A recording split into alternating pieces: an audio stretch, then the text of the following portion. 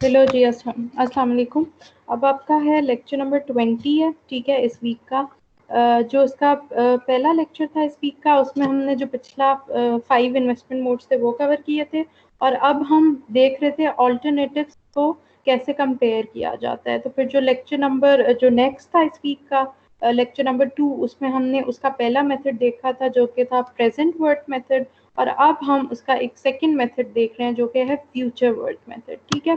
पिछले में भी हमने दो को कंपेयर किया था आपस में, ठीक है, दो तरीके थे, जिसमें था एक रेवेन्यू डोमिनेटेड था और एक कॉस्ट डोमिनेटेड था। तो जो फ्यूचर वर्थ मेथड है इसमें भी ऐसा ही होगा, लेकिन डिफरेंस क्या क्या होगा, कहाँ होगा, वो मैं आपको बताती हूँ, ठीक है। अच्छा जी, बुक निकाल लेते हैं।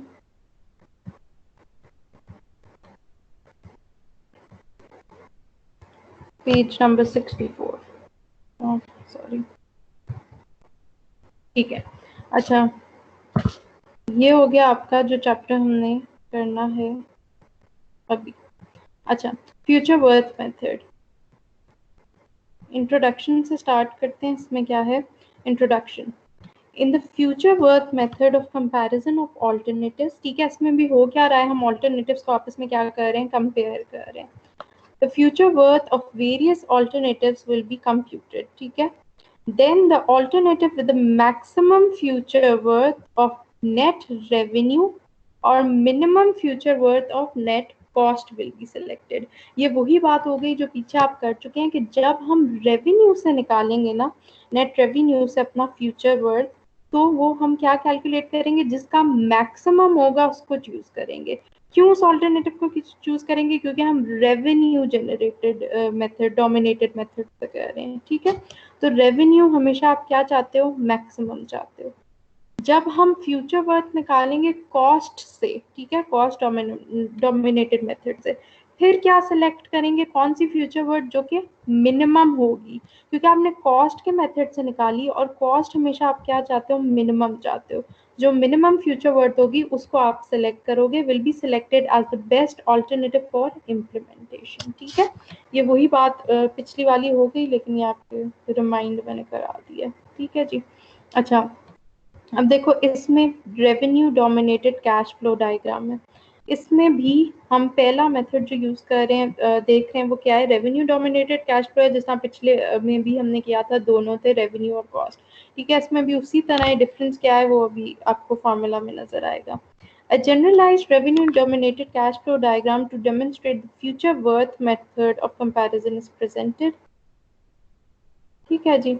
ये आप देखें कि ये अब आपकी है प्रेजेंट वैल्यू, ये आपके सारे क्या हैं, रेवेन्यूज, क्योंकि हम रेवेन्यू डोमिनेटेड देख रहे हैं।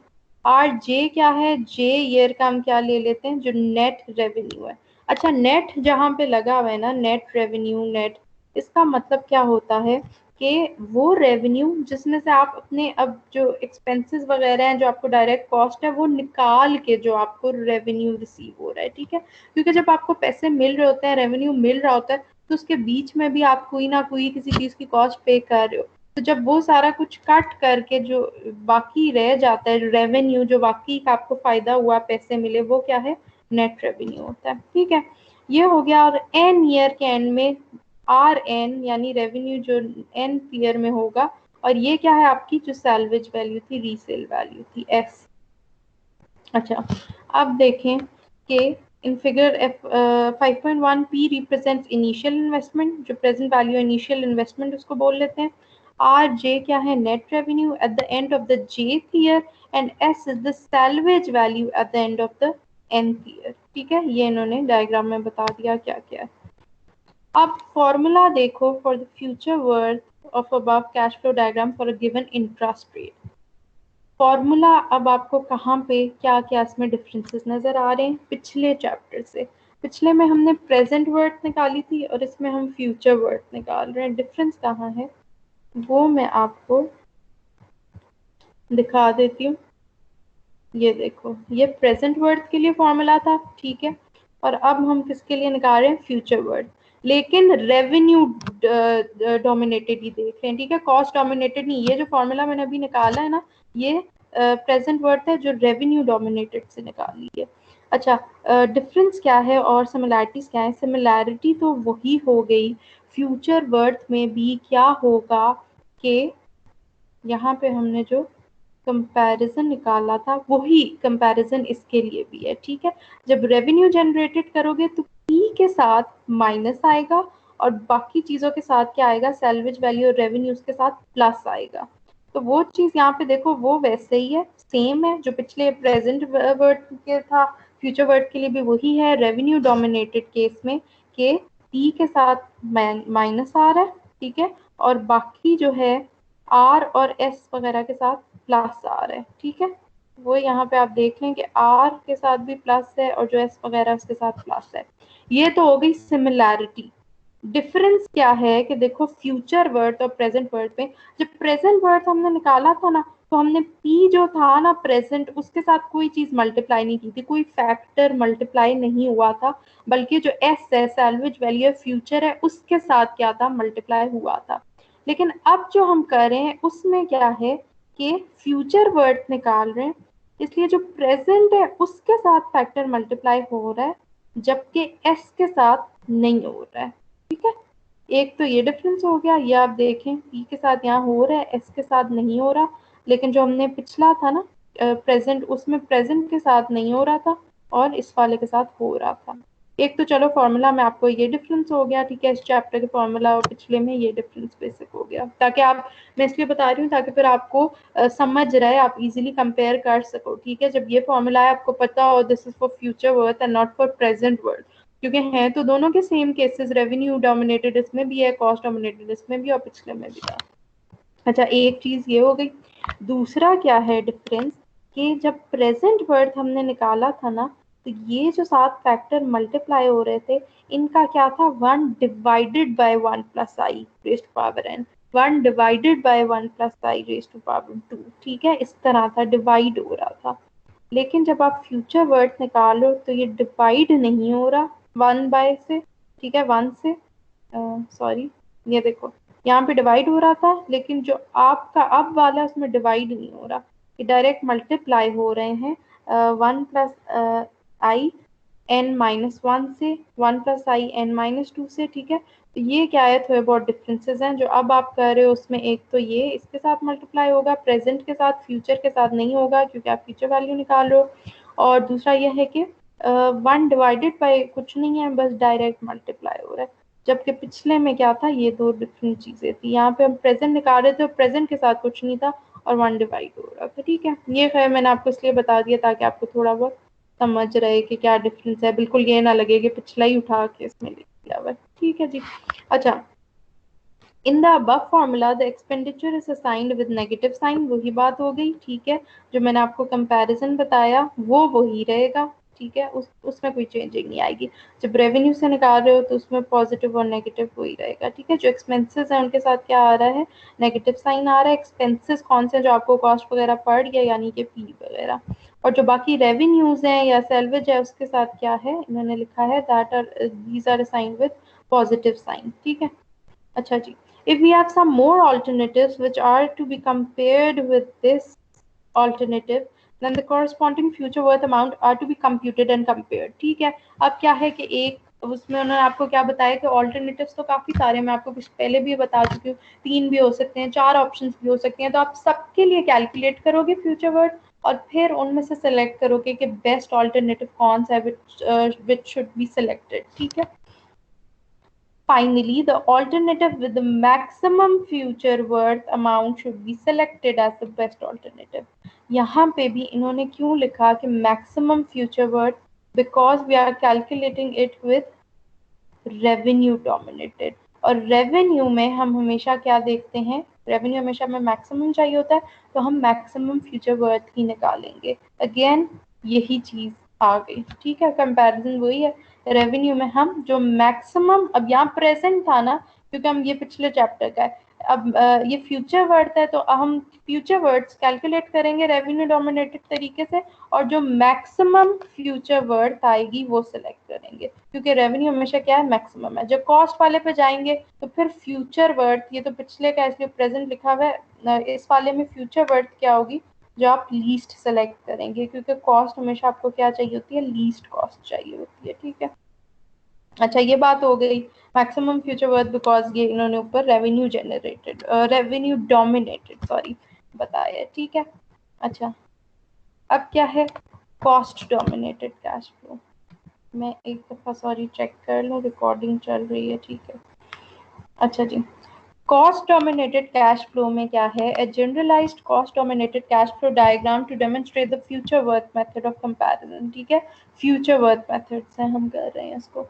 इसमें क्या फर्क है, वही चीज है यहाँ, लेकिन कॉस्ट डोमिनेटेड है क्योंकि कैश फ्लो डायग्राम, तो यहाँ हर जगह क्या आएगी, जो कॉस्ट लग रही है, ठीक है। सी जे सी एन जो nth ईयर पे होगा, सी जे क्या है जो jth ईयर पे होगा, और ये आपकी क्या हो गई, सैल्वेज वैल्यू हो गई, रीसेल वैल्यू हो गई।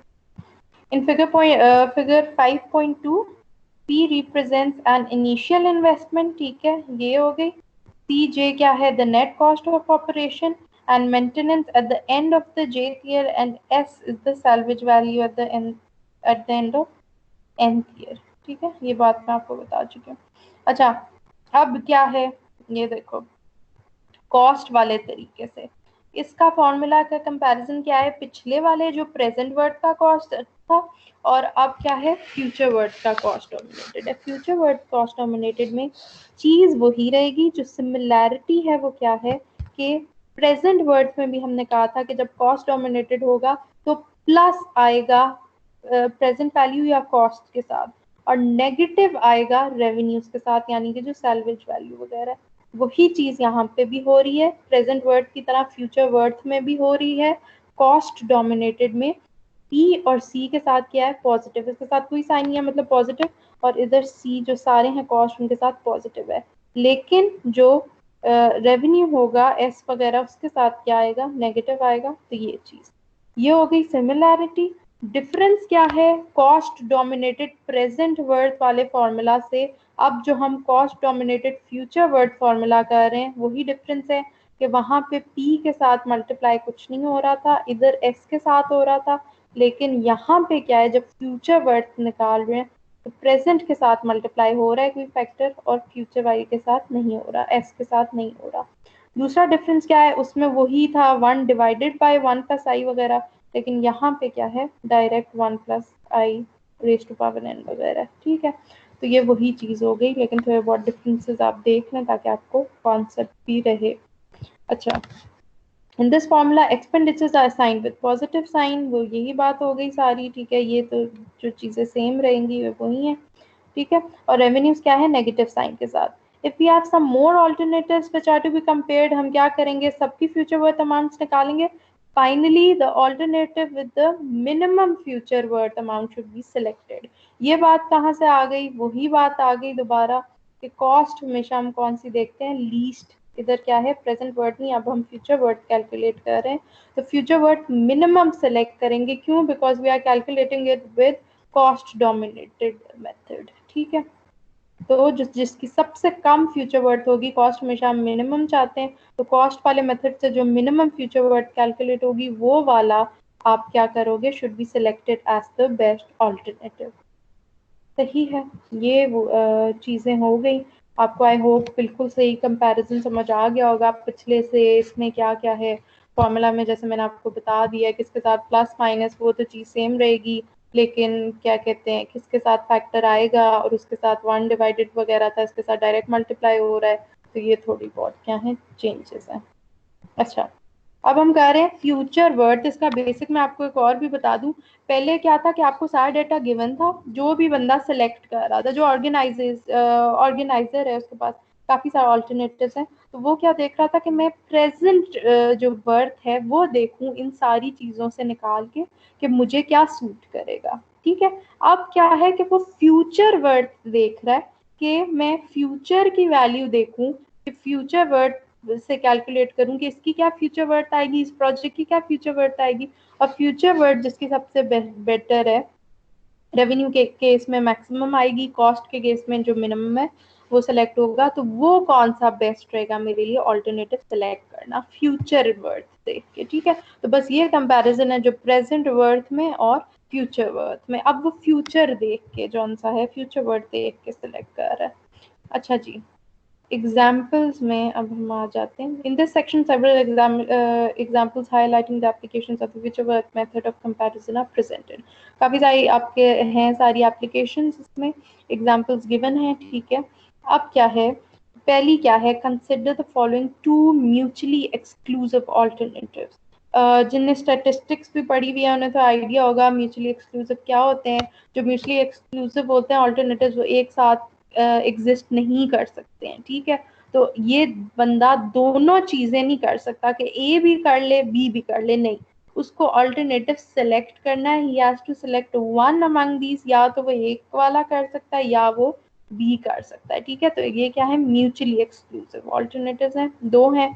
अब देखो, जब आप ये इस चीज पर बहुत कॉन्सेंट्रेट करना है, जो मैं आपको टेबल से चीज बता रही हूँ कि कैसे आपने डाटा कलेक्शन करनी है। लेट मी चेक रिकॉर्डिंग, अच्छा हो रही, ठीक है। अच्छा जी, अब देखो क्या है कि कैसे आपने टेबल में से डाटा कलेक्ट करना है। इधर अब कुछ भी नहीं लिखा हुआ, ना आपको बताया पी क्या है, ना आपको बताया कि भाई आपने रेवेन्यू वाला कैलकुलेट करना है या कॉस्ट से कैलकुलेट करना है, ना आपको बताया है कि वो बाकी सारी चीज़ें क्या है। ये आपने खुद डिसाइड करनी है। कैसे डिसाइड करनी है वो मैं आपको यहाँ से बता रही हूँ, ये ठीक है। अच्छा, सबसे पहले तो हमने देखना है कि जो भी प्रेजेंट वैल्यू है। अब पहली बात तो पता कैसे चला प्रेजेंट वैल्यू है, देखो यहाँ ए और बी ऑल्टरनेटिव्स गिवन है और 0 ईयर पे, देखो ये ईयर्स है, end of year 1 2 3 4, end of year जो 0 ईयर है उस पे ये वैल्यू गिवन है। तो जो वैल्यू आपको इसमें गिवन है 0 में, आपको साफ साफ पता है वो कौन सी है, प्रेजेंट वैल्यू। जो सबसे पहले आपने जो इनिशियल इन्वेस्टमेंट, जिसके लिए प्रॉपर अप्रोप्रिएट वर्ड है पी लिखते हैं हमेशा, इसलिए आपको प्रेजेंट बोलती रहती हूँ। बेसिकली क्या है, जो इनिशियल इन्वेस्टमेंट है, जो आप पहले 0 अभी ईयर्स है स्टार्ट होने से आपने की, तो ये आपको पता चल गया कि आपकी ये वैल्यू ए के लिए 50 लाख और बी के लिए 45 लाख क्या है, आपकी प्रेजेंट वैल्यू है। पहली बात ये हो गई प्रेजेंट वैल्यू। अगली बात अब आपने देखनी है कि भाई हम रेवेन्यू मेथड से कैलकुलेट करें या कॉस्ट मेथड। कुछ आपको इधर गिवन नहीं है, कुछ भी गिवन नहीं है, इसलिए मैं आपको सारा कुछ बता रही हूँ कि कैसे आप इसमें से डेटा जनरेट कर सकते हो, ठीक है। पहली बात प्रेजेंट वैल्यू की हो गई। दूसरी बात, आपको जिन लेक्चर से इसे समझ आ गई है कि कैसे पता चलेगा रेवेन्यू और कॉस्ट, कैसे पता चलेगा, बाय सीइंग के प्रेजेंट वैल्यू नेगेटिव है कि पॉजिटिव है। यहाँ देखो जो प्रेजेंट वैल्यू इन्होंने लगाई है उसके साथ इन्होंने नेगेटिव लगाया हुआ है। जब इन्होंने नेगेटिव लगाया हुआ है प्रेजेंट वैल्यू जो है उसके साथ पी के साथ, तो हम देख लेते हैं कि किसके साथ नेगेटिव आता है पी के। ये पी जब नेगेटिव हो तो हम क्या करते हैं, रेवेन्यू डोमिनेटेड से कैलकुलेट करते हैं। तो हमें ये बात भी पता चल गई कि इस न्यूमेरिकल में ये चीज पी है और क्यू के साथ नेगेटिव है। इट मींस कि हम पहले इसको किससे सॉल्व करेंगे, पहले नहीं, मतलब कि एक ही दफा दोनों को ए और बी को किससे सॉल्व करेंगे, रेवेन्यू जनरेटेड से, ठीक है। एक ये बात आपको क्लियर हो गई। अच्छा, प्रेजेंट वैल्यू का पता चल गया, नेगेटिव और पॉजिटिव ऐसे हमने सिलेक्ट कर लिया कि रेवेन्यू या कॉस्ट मेथड यूज होगा, क्योंकि यहाँ पे नेगेटिव है तो हम रेवेन्यू मेथड यूज कर रहे हैं, ठीक है। अगली चीज क्या है कि उन्होंने हमें क्या दिया हुआ है, एक वैल्यू दी हुई है, कुछ लिखा हुआ नहीं है क्या है, आप कैसे देखोगे। पहली बात तो ये 1 से स्टार्ट हो रही है, आपको पता है जो फर्स्ट सेकेंड थर्ड सारे ईयर्स सेम वैल्यू रहती है, the value which is equivalent annual value. Annual क्यों आपने देखा, क्योंकि देखो हर 1 ईयर 2 ईयर 3 ईयर हम देख रहे हैं कि हर साल बाद ये वैल्यू पे हो रही है, ठीक है। 0 में तो नहीं होगी, 1 से स्टार्ट होगी, लेकिन हर साल पे हो रही है, मतलब कि एक एनुअल वैल्यू है। दूसरी बात हमने क्या देखी कि ये बिल्कुल इक्वल रह रही है, इसका क्या है, ये एनुअल इक्विवेलेंट वैल्यू है। तो ये क्या वैल्यू बनी, एनुअल इक्विवेलेंट वैल्यू कौन सी होती है, आपका ए, ठीक है। ये बात भी हमें पता है कि जो वैल्यू सेम रहती है एनुअली, हर साल आप देते हो, ठीक है, लेते हो जो भी, वो वैल्यू सेम रहेगी तो इक्विवेलेंट रहेगी, तो एनुअल इक्विवेलेंट वैल्यू क्या होती है, ए। इट मीन्स हमने यहाँ से हमने ये देख लिया कि ये क्या है, तीसरी चीज हमें पता चल गई कि ये वैल्यू ए की है। ठीक है, यहाँ ए हो गया, पी पता चल गया, मेथड कौन सा यूज करना है वो पता चल गया। अब एक और चीज यूज होती है एन। ठीक है, तो एन कहाँ से होगा, एन क्या होता है, जो ईयर्स गिवन होते हैं वो। तो ईयर्स चलो उन्होंने डायरेक्ट कहीं नहीं लिखा कि जी फॉर 4 ईयर्स, फॉर 3 ईयर्स, लेकिन यहाँ आपको पता चल गया टेबल से कि कितने ईयर्स है, टोटल 4 ईयर्स। एन आपका क्या बन गया, 4 बन गया। ठीक है, तो इस तरह क्या है आपने ये कैलकुलेट कर लेना। अच्छा, कैलकुलेट नहीं कर लेना, सॉरी, इसमें से डाटा क्या है निकाल लेना। ये देखो, और इंटरेस्ट रेट आपको बस इसने दे दी है। तो इंटरेस्ट रेट क्या है, 18%, जिसको आप करोगे 18 डिवाइडेड बाय 100 यानी कि 0.18। आप select the best alternative based on future worth method of comparison. ये उसने नहीं बताया कि आपको रेवेन्यू वाला यूज करना है कॉस्ट, लेकिन हमने खुद देख लिया है कि हम रेवेन्यू वाला करेंगे। मेथड कौन सा यूज करना है, फ्यूचर वर्थ। पीछे प्रेजेंट वर्ड था, अब आपने कौन सा यूज करना है, फ्यूचर वर्ड। यानी कि इसमें आपको पता चल गया कि ये जो बंदा है वो क्या कर रहा है, ऑल्टरनेटिव किस बेस पे सिलेक्ट कर रहा है, फ्यूचर वैल्यू देख के, जो कि हमारा चैप्टर है, जो कि हम कर रहे हैं फ्यूचर वर्ड मेथड। ठीक है, बार बार मैं आपको पीछे से इसलिए कंपेयर कर रही हूँ क्योंकि वो भी सेम चैप्टर था इसी तरह, और ये भी, ताकि आपको कंपैरिजन पता लगता रहे। ठीक है, अच्छा जी, सोल्यूशन क्या आ गया, हमें पता चल गया था जी, ये जो गिवन है 50 लाख, ये है इनिशियल इन्वेस्टमेंट टी। ठीक है, कहाँ से पता लग गया था, ये मैंने आपको बता दिया था। ठीक है, 0 ईयर का। फिर क्या है, हमें पता लग गया कि 20 लाख क्या गिवन थी, एनुअल इक्विवेलेंट रेवेन्यू था। रेवेन्यू क्या है, या अमाउंट भी लिख दो, रेवेन्यू क्यों नहीं लिखा है, क्योंकि हम रेवेन्यू यूज करेंगे मेथड। ठीक है, और वो क्यों यूज करेंगे वो भी हमें पता है। ये आपका क्या है, ए, ये जो था ये सारा क्या है, ए था। ठीक है, फिर बाकी तीसरी चौथी चीज क्या है, आई आपको गिवन है, इंटरेस्ट रेट 18%, वो यही यूज होगा। लाइफ कितनी थी, यानी कि जो आपका एन था, लाइफ ऑफ ऑल्टरनेटिव ए क्या है, वो है 4 ईयर्स। ठीक है, वो हमें कहाँ से पता चल गया, वो भी हमने यहाँ से देख लिया। अच्छा जी, अब देखो सॉल्व कैसे करना है। ये सारा कुछ हो गया, फ्लो डायग्राम बन गई। ये फ्यूचर वर्ड का जो भी आपका फॉर्मूला था वो यहाँ यूज हो गया है। यहाँ तुम लोगों ने ये चीज लिखनी है ताकि क्लियर हो। ये क्या है, उन्होंने बताया कि फ्यूचर वर्ड पहले ए की निकाली है 18% इंटरेस्ट रेट पे, और बाद में क्या है, बी की निकालेंगे। अब हमारा फॉर्मूला क्या है, पिछले लेक्चर में मैंने आपसे कहा था कि मैंने आपको सारे फॉर्मूलाज बताए हुए हैं 500, तो आपने उनमें से देख लेना है कौन सा यूज हो रहा है। होपफुली आपने देख लिया होगा, इसलिए इस बार मैं आपको बता भी देती हूँ ताकि अब आप देख लें कि आपने ठीक बात देखी थी कि नहीं देखी थी। ठीक है, देखो फॉर्मूला क्या यूज होगा, हमें पता है फ्यूचर वर्ड का बेसिक फॉर्मूला जो यूज हो रहा है वो तो यही हो रहा है, ये ही यूज हो रहा है। लेकिन बात यह है कि इधर हमें इतनी कॉस्ट और ये सारी चीजें गिवन नहीं है, ये गिवन नहीं है, इसलिए हम इसको एज सच फुल्ली नहीं ले रहे। ठीक है, पीछे से फॉर्मूला ले रहे हैं, लेकिन बेसिक यही यूज हो रहा है। देखो ये तो कॉस्ट डोमिनेटेड के लिए ना, हमने रेवेन्यू डोमिनेटेड से इसे कैलकुलेट करना है ना, तो हम रेवेन्यू डोमिनेटेड में चले जाते हैं। पहली चीज तो यही हो रही है फ्यूचर वर्ड निकालने के लिए कि आपने माइनस के साथ पी की वैल्यू निकालनी है, और 1 plus I raise to power N. यहाँ मैंने आपको फॉर्मूला बता दिया कि कौन सा यूज हो रहा था। ठीक है जी, ये देखो ये माइनस और p की वैल्यू, और यहाँ इन्होंने क्या फॉर्मूला यूज किया मैंने आपको बता दिया, 1 plus I raise to power n। तो आप जब करेंगे 1 प्लस आई की जगह 0.18, raise to power whole raise to power n की जगह लगाओगे 4, करके देख लो अभी कैलकुलेटर में, वैल्यू आपके पास आ जाएगी 1.939। तो ये वैल्यू कहाँ से आई, यहाँ क्या फॉर्मूला यूज हुआ, ये वाला जो फ्यूचर वर्ड का गिवन है। ठीक है, ये बात आपको बता दी। अब अगला देखो, प्लस ए। ठीक है, क्योंकि हमने फ्यूचर वर्ड निकालनी है ना, तो हर चीज जो भी प्रेजेंट थी उससे प्लस जो हमारा ए था उस सारे से आएगी। ए की जगह हमने क्या लगाया, प्लस ए 20 लाख लगाया। अब यहाँ कौन सा फॉर्मूला यूज हुआ है, ये कैसे 5.215 आ गया, यहाँ मैं आपको बता देती हूँ, आपने भी देख लिया होगा। यहाँ एफ और पी के रिलेशन वाला फॉर्मूला यूज हुआ है। यहाँ हमने फ्यूचर वर्ड निकालनी है, और किससे, ए और एफ से देख के, ठीक है। अब देखेंगे हम कि इसके लिए कौन सा फॉर्मूला यूज हो रहा है। यहाँ पे मैं आपको बताती हूँ, पेज नंबर 46 पे आप जाओगे तो ये देखो, ये वाला फॉर्मूला, ये पिछले चैप्टर्स पे मैं गई हूँ, ठीक है, जिसपे 5 डिफरेंट फॉर्मूलाज थे। ये कौन सा फॉर्मूला था, यहाँ नीचे करके, ये वाला आपका क्या है फॉर्मूला, कौन सा है ये यूज होगा। एक मिनट, सॉरी, मैं ना फॉर्मूला पहले निकाल दूँ आपके लिए।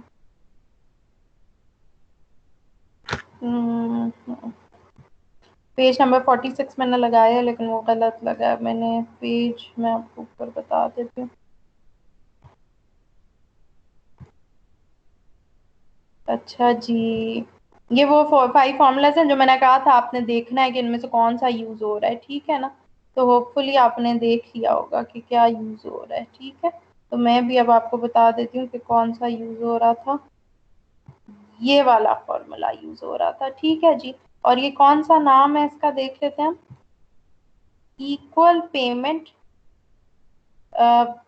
Equal payment series compound amount, ठीक है। पेज नंबर 46 नहीं था, यहाँ मैंने लिखा है वो गलती से 40 था, 0,6 समझ रही थी, ठीक है। ये पेज नंबर 40 पे ये देखो, इसमें जो आपके पास फॉर्मूला है ना जी, ये वाला, ये नीचे यूज हुआ है, वो जो वैल्यू आई ना वो इससे निकली है, 1+i⁻⁴ अब बात यह है कि यही फॉर्मूला क्यों यूज हुआ है।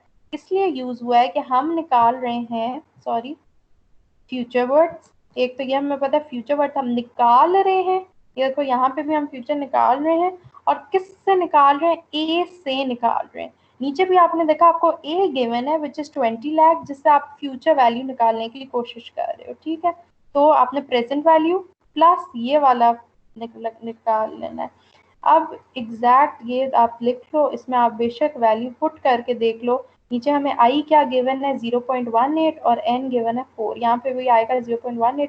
तो ये जो फैक्टर है ना ये यूज हुआ है, ठीक है। अब हम वापस चलते हैं, वहां पे पेज 40 है, याद रखना 46 में मैं गलती से लिख दिया था।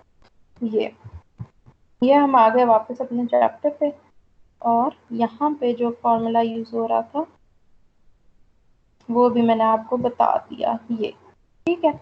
अब यहाँ आप जब कैलकुलेट करके देखोगे ना, जो मैंने फॉर्मूला आपको बताया और क्यों ये फॉर्मूला सेलेक्ट हुआ है ये भी मैंने आपको बता दिया, ठीक है। क्योंकि एफ से हमने क्या निकालना है, ए।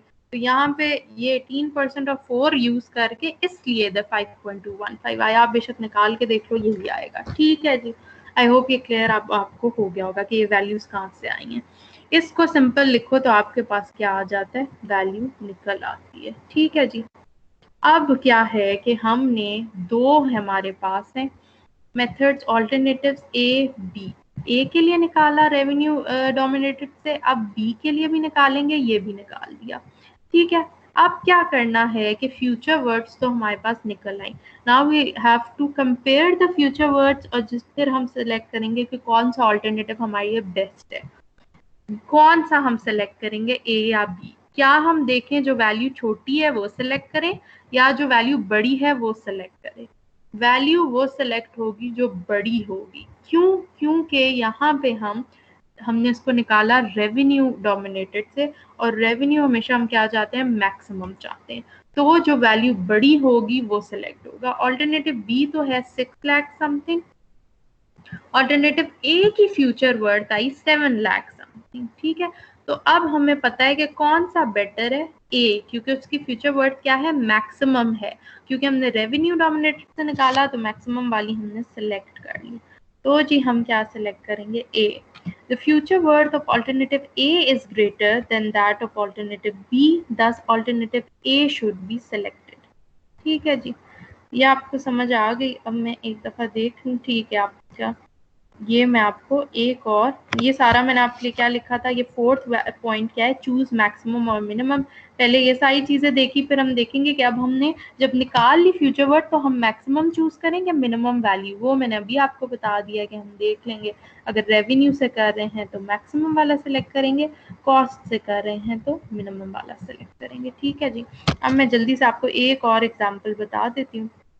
एग्जाम्पल देखो यहाँ क्या है, a man owns a corner plot, he must decide which of the several alternatives to select। एक बंदे ने जी उसके पास कॉर्नर प्लॉट है, उसने सेलेक्ट करना है कि वो गैस स्टेशन बिल्ड करे या आइसक्रीम स्टैंड करे। ठीक है, कैसे वो करेगा? फर्स्ट कॉस्ट गिवन है, यानी कि ये हमारे पास क्या है, पी है। अब आपको देखना आ गया होगा। एनुअल गिवन है, यानी कि हमारी ए है। अब एनुअल इनकम भी गिवन है, एनुअल प्रॉपर्टी टैक्स भी गिवन है। तो आपने क्या करना है, आपको हमेशा पता है कि हमारा जो प्रॉपर्टी टैक्स है, जो डायरेक्ट टैक्स है, वो इनकम में से ही कटता है। तो आपने इस इनकम में से ये टैक्सेस माइनस कर देने हैं, तो आपके पास ए आ जाएगा। ठीक है, क्योंकि यहाँ पे कंफ्यूजन थी ना, दो चीजें ए गिवन थी, एनुअल इनकम भी गिवन है, एनुअल प्रॉपर्टी टैक्सेस है। ठीक है, तो टैक्स को आपने इनकम में से माइनस कर देना है। नीचे मैं आपको दिखा देती हूँ, ये देखो फर्स्ट कॉस्ट यानी कि पी गिवन है, वो हमें पता चल गया। अब एनुअल नेट एनुअल इनकम कैसे निकलेगी? Annual income minus annual property tax. ठीक है, टैक्स काट लिया तो जो ये वैल्यू आ गई हमारे पास क्या आ गई, ए आ गई। लाइफ ऑफ बिल्डिंग हमें पता है, यानी कि एन ईयर्स कितने हैं, 2020। सैलवेज वैल्यू क्या है, 0 है। ठीक है जी। इंटरेस्ट रेट उन्होंने कितना बता दिया, फ्यूचर वर्थ मेथड करना है, और इंटरेस्ट कितना है, 12% है। अब आपने देखना है कि यहाँ पे रेवेन्यू मेथड यूज होगा कि कौन सा यूज होगा, कॉस्ट मेथड। अब देखो यहाँ पे तो ना आपके पास नेगेटिव गिवन है, पी के साथ पॉजिटिव गिवन है, लेकिन यहाँ पे इस पॉजिटिव का ये मतलब नहीं है, ये देखो कि आप कौन सा यूज करोगे, कॉस्ट मेथड। ये अब क्या यहाँ पे ट्विस्ट क्या है? ठीक है जी, ये चीज आपने याद रखनी है। मैं आपको यहाँ पे बता देती हूँ। देखो कॉस्ट के साथ नेगेटिव तो नहीं था, फिर भी हम रेवेन्यू मेथड यूज कर रहे हैं। क्यों कर रहे हैं? क्योंकि आपने गौर से पढ़ना है न्यूमेरिकल को। न्यूमेरिकल में उसने क्या कहा है कि he must decide which of his several alternative to select in trying to obtain a desirable return. ठीक है, उसको डिजायरेबल क्या चाहिए, रिटर्न चाहिए। तो रिटर्न क्या होता है कि वो कॉस्ट नहीं देख रहा, ऑल्दो द कॉस्ट गिवन है, लेकिन उसने क्या है, यहाँ पे हम देख रहे हैं रिटर्न उसको कितना चाहिए। रिटर्न क्या होता है, यानी कि रेवेन्यू। तो यहाँ पे जो हम मेथड यूज करेंगे वो हम क्या करेंगे, ये रेवेन्यू वाला करेंगे। हम 20 लाख के साथ क्या लगाएंगे, माइनस लगाएंगे। बाकी बिल्कुल सेम है। यहाँ क्या फॉर्मूला यूज हुआ है मैं आपको बता चुकी हूँ, यहाँ क्या हुआ है मैं आपको बता चुकी हूँ, वैल्यू कैसे निकली आपने कैलकुलेट कर लेनी है। अब क्योंकि हम क्या यूज कर रहे हैं, एक आपके पास आ गया 3 लाख, नहीं 3 लाख नहीं है, कुछ ज्यादा ही हो गया, 325 लाख कुछ है। ठीक है, अच्छा मैं इसको आपको 3 बोल देती हूँ, और ये क्या है जी, दूसरे का कितना निकला, उसका 2 समथिंग निकला। अब हमने क्योंकि रेवेन्यू मेथड से किया है, क्यों किया है, क्योंकि न्यूमेरिकल में लिखा हुआ है कि वो रिटर्न देता है, बात याद रखनी है। तो हम कौन सी वैल्यू सिलेक्ट करेंगे, जो ग्रेटर होगी। Future worth of alternative 1 is greater, तो हम क्या करेंगे, बेस्ट ऑल्टरनेटिव क्या है हमारे पास, 1 वाला है। ठीक है, जिसमें क्या वैल्यू है, सॉरी ये 3 लाख वाली। ठीक है जी, ये हो गया। अब नीचे जो एग्जांपल्स हैं थोड़ी बहुत वो जानती है आपने, फिर खुद देख लेनी है कि अब इसमें क्या क्या कैसे कैसे निकलेगा। इसी तरह की है बिल्कुल। ठीक है, और ये आपकी क्या है, एक असाइनमेंट के तौर पे है कि ये आपने खुद करनी है, देखना है। ठीक है जी, तो ये आपका मेथड कंप्लीट हो गया। अब जब नेक्स्ट करेंगे तो फिर यहाँ से आगे से स्टार्ट करेंगे। सही है, चलें जी, थैंक यू सो मच, अल्लाह हाफिज।